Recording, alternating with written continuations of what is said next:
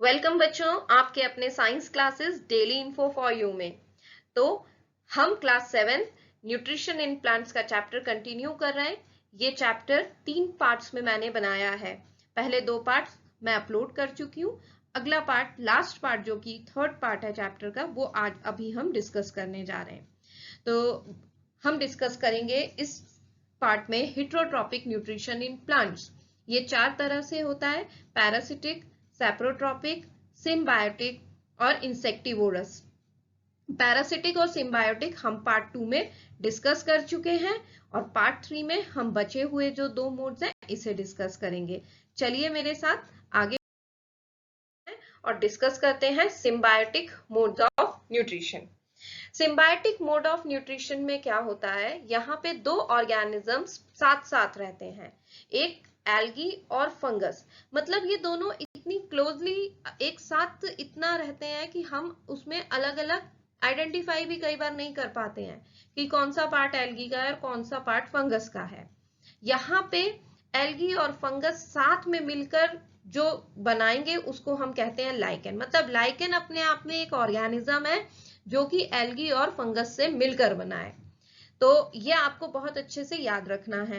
यहाँ पे एल्गी, जैसा मैंने आपको पहले बताया था, ये एक लोअर प्लांट होता है। ये प्लांट है, इसका मतलब क्या है, ये फूड बनाता है। लेकिन फूड बनाने के लिए इसको जो रॉ मटेरियल चाहिए वो कौन देता है, फंगस। तो फंगस इसको वाटर देता है, मिनरल्स देता है और शेल्टर भी देता है। फंगस से रॉ मटेरियल लेने के बाद एल्गी अपना फूड बनाता है। ये फूड वो फंगस के साथ शेयर भी करता है। इन दोनों में इतना क्लोज रिलेशनशिप होता है कि अगर ये अलग अलग हो जाएं तो ये एक दूसरे पे बिना रह नहीं पाएंगे, इतना ज्यादा ये अपनी नीड्स के लिए डिपेंडेंट है।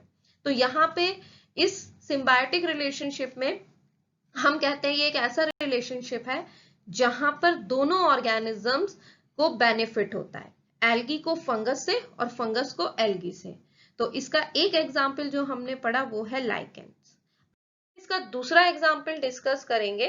वो यहाँ पे एल्गी तो लोअर प्लांट है, इस तरह से कुछ हायर प्लांट्स भी होते हैं जो फंगस पे डिपेंडेंट होते हैं। किस चीज के लिए, कि जब उन्हें फूड बनाना है तो फंगस उन्हें रॉ मटेरियल देगी, जैसे कि वाटर और इसके अलावा कुछ न्यूट्रिएंट्स। अब ये फंगस होती कहाँ है, तो आप देखिए ये फंगस कहाँ पे दिख रही है हमें, इस पेड़ की रूट्स पर, जड़ों पे दिख रही है। तो ये यहाँ पे इसमें भी देख सकते हैं आप, ये जड़ों पर सब जगह व्हाइट व्हाइट फंगस दिख रहा है। तो इस पेड़ की जड़ों में फंगस है, वो इसको रॉ मटेरियल, वाटर और न्यूट्रिएंट्स देगी, तो प्लांट क्या बना लेगा, फूड बना लेगा। वो फूड एल्गी जैसे शेयर करता है फंगस से, ऐसे यहाँ ये प्लांट्स भी क्या करेंगे, कुछ फूड अपने लिए रखेंगे, कुछ फूड फंगस को दे देंगे। तो दूसरा जो एग्जाम्पल है सिम्बायोटिक रिलेशनशिप का वो है fungus and roots of higher plants. यहाँ भी अगर फंगस नहीं होगी तो प्लांट को रॉ मटेरियल नहीं मिलेगा, फूड नहीं बना पाएगा और वो उसकी डेथ भी हो सकती है या वो वीक तो हो ही जाएगा। तो ये भी कैसी रिलेशनशिप है, जहां पे दोनों एक दूसरे पे डिपेंडेंट है। इसका जो एग्जाम्पल है वो है राइजोबियम, एक बैक्टीरिया होता है, और लेग्यूमिनस प्लांट्स। इन दोनों के बीच भी इसी तरह का एक सिम्बायोटिक रिलेशनशिप है। मतलब ऐसा रिलेशनशिप है जिसमें दोनों को फायदा होगा और दोनों एक दूसरे पे डिपेंडेंट होते हैं। इस एग्जाम्पल को डिटेल में डिस्कस करने से पहले एक छोटा सा कॉन्सेप्ट आप समझ लीजिए, नाइट्रोजन के ऊपर होता है। नाइट्रोजन कहाँ पे होती है, एयर में, और नाइट्रोजन को एयर से प्लांट्स डायरेक्ट ले नहीं पाते। ये दिख रहा है आपको, नाइट्रोजन एयर में होती है, प्लांट्स यहाँ से डायरेक्ट नाइट्रोजन को ले नहीं पाते। नाइट्रोजन को प्लांट्स कैसे ले सकते हैं, रूट्स से।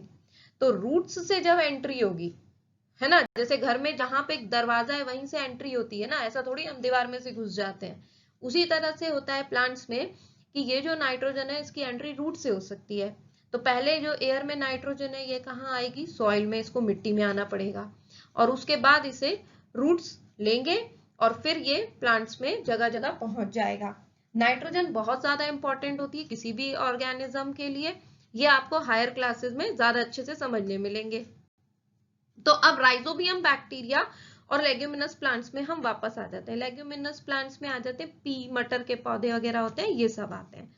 तो सबसे पहले प्लांट का काम तो हमें पता ही है क्या होता है, खाना बनाना, और उस खाने को खुद भी रखेगा और जो उसके साथ रह रहा है बैक्टीरिया उसको भी देगा, और साथ में यहाँ ये बैक्टीरिया को शेल्टर भी देता है। लेकिन बैक्टीरिया से प्लांट को क्या फायदा है? तो प्लांट को क्या फायदा है बैक्टीरिया से कि यहाँ पर आप देखिए कि रूट्स के ऊपर, यहाँ मिट्टी में कौन है, ढेर सारे राइजोबियम बैक्टीरिया होते हैं। ये बैक्टीरिया धीरे धीरे प्लांट के कांटेक्ट में आते हैं, प्लांट के अंदर चले जाते हैं। जाने के बाद ये प्लांट में इस तरह से गोल गोल ये मोतियों जैसे स्ट्रक्चर बनाते हैं। इन स्ट्रक्चर को हम क्या कहते हैं, नोड्यूल्स। तो ये नोड्यूल्स बनाते हैं, और इन नोड्यूल्स के अंदर क्या होता है, जो नाइट्रोजन सॉइल में है वो इन बैक्टीरिया की वजह से ही नोड्यूल्स तक आएगी, और जिस फॉर्म में प्लांट उसको यूज कर पाएंगे उस फॉर्म में कन्वर्ट हो पाएगी। जैसे हम रोटी खाते हैं तो हम आटा नहीं खा सकते, हमें आटे से रोटी बनाना पड़ेगा, ये उसका यूजेबल फॉर्म है जिसमें हम ले पाएंगे। इसी तरह से मिट्टी में जो नाइट्रोजन है उसे रूट्स के अंदर तक पहुंचाना है और उस फॉर्म में लेकर आना है जिस फॉर्म में प्लांट उसको यूज कर पाए। तो ये पूरा काम कौन करता है, राइजोबियम बैक्टीरिया। कैसे करता है, वो ये गोल गोल जो छोटे छोटे नोड्स बना देता है जिनको हम नोड्यूल्स कहते हैं, इनसे। इसका प्रोसेस हायर क्लासेस में होता है। तो यहाँ पे आपको ये याद रखना है कि बैक्टीरिया का क्या करता है, ये जो एटमॉस्फेरिक नाइट्रोजन है इसको कन्वर्ट करता है यूजेबल फॉर्म्स में। और ये एग्जाम्पल्स याद करना है लेग्यूमिनस प्लांट्स में, ग्राम, पीस, मूंग, इन सब के। ठीक है, तो ये 3 एग्जाम्पल्स हमने सिम्बायोटिक रिलेशनशिप के डिस्कस। नेक्स्ट फोर्थ जो कैटेगरी आती है हेटेरोट्रॉपिक न्यूट्रिशन में, वो होता है इंसेक्टिवोरस प्लांट्स। नाम से समझ आ रहा है ऐसे प्लांट जो कि इंसेक्ट खा जाते हैं। अब प्लांट्स का मुंह तो होता नहीं है, ठीक, तो प्लांट्स में यहाँ पे हम एग्जाम्पल लेंगे पिचर प्लांट का, कि ये प्लांट फिर इंसेक्ट को खाता कैसे है, लीफ से खाता है। अगर मैं लीफ कहूं तो आपके माइंड में एक ऐसी इमेज आएगी लीफ की, लेकिन ये तो नॉर्मल लीफ है, लेकिन यहाँ पे लीफ को एक अलग काम करना है, वो क्या है, इंसेक्ट को खाना है। तो अलग काम करने के लिए लीफ क्या करती है, अपने आप को मॉडिफाई कर लेती है। देखिए किस तरह से ये लीफ जो है ये इस तरह से मॉडिफाई हो गई है। ये लीफ का जो अगला हिस्सा है आगे की तरफ, ये देखिए, इसको हम बोलते हैं पिचर बन गया है इस तरह से, है ना। और जब कभी क्या होता है, और इसके ऊपर एक ढक्कन होता है, एक लिड होता है, जब कभी इंसेक्ट इसके कांटेक्ट में आता है तो ये जो, क्योंकि पिचर की तरह बन चुका है, एक मटके के जैसा बन चुका है, तो जैसे इंसेक्ट इसके कांटेक्ट में आएगा, आप देखिए इसमें, तो ये ढक्कन ऊपर से अपने आप बंद हो जाता है, इंसेक्ट अंदर फंस जाता है और अंदर बहुत सारी एंजाइम सिक्रीट होंगे जो जिससे ये इंसेक्ट डाइजेस्ट हो जाएगा। तो इंसेक्टिवोरस प्लांट्स का मतलब जो इंसेक्ट्स खाते हैं, एग्जाम्पल है पिचर प्लांट। पिचर प्लांट का कौन सा पार्ट इंसेक्ट खाता है, तो उसकी लीफ खाती है, लीफ मॉडिफाई हो जाती है। ठीक है, ये आपको ध्यान रखना है, और उसका आगे का हिस्सा उसका ढक्कन भी बना लेता है। ऐसा इसलिए होता है क्योंकि जिस तरह की मिट्टी में ये उगते हैं वहां से इनको सारे न्यूट्रिएंट्स मिलते नहीं है, तो प्लांट्स को अपनी न्यूट्रिएंट्स की उन कमी को पूरी करने के लिए ना इंसेक्ट्स भी खाना पड़ता है। ठीक है, तो इस तरह से यहाँ पे ये चौथा मोड ऑफ न्यूट्रिशन कंप्लीट होता है। इसमें एक और एग्जाम्पल मैं आपको बताना चाहूंगी, वो है वीनस फ्लाई ट्रैप का।